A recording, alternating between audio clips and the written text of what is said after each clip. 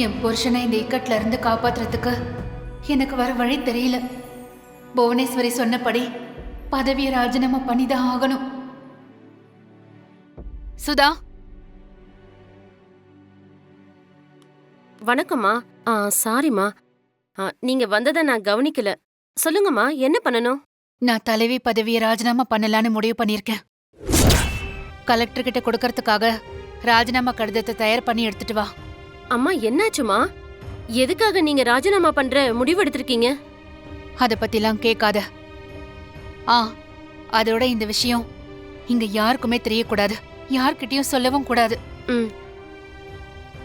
போய் தயார் பண்ணி எடுத்துட்டு வா. அம்மா, என்ன கேக்குறேன்னு தப்பா எடுத்துக்காதீங்க. இந்த விஷயம் ரகுராம் ஐயாக்கு தெரியுமா?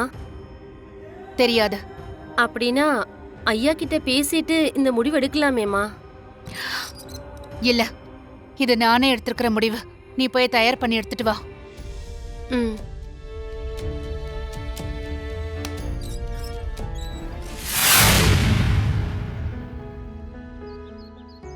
நான் ரொம்ப ஆர்வமா வந்தேன், ஆனா ஒரு வாரம் ஆகும்னு சொல்லிட்டாங்களே. தனா, லாக்கெட்ல இருக்கிற 2 போட்டோவுமே ரொம்ப செதஞ்சு போயிருக்கு. துல்லியமா ஒரிஜினல் போட்டோவை கொண்டு வரணும்ல? நிச்சயமா அதுல இருக்கிற போட்டோ கதிரோட அப்பா அம்மாவோட போட்டோவா தான் இருக்கும். என் மாமனார் மாமியார் முகத்தை பார்க்க நான் ரொம்ப ஆர்வமா இருக்கேன்.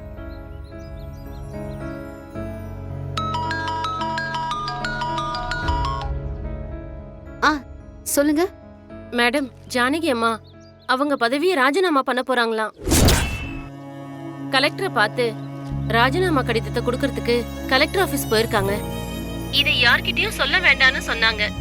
ஆனா என் மனசு கேட்கல. அதான் உங்களுக்கு ஃபோன் பண்ணி சொல்றேன். நல்ல காரியம் பண்ணீங்க, தேங்க்ஸ். போன்ல யாரு? பெரியம்மாவோட பிஏ.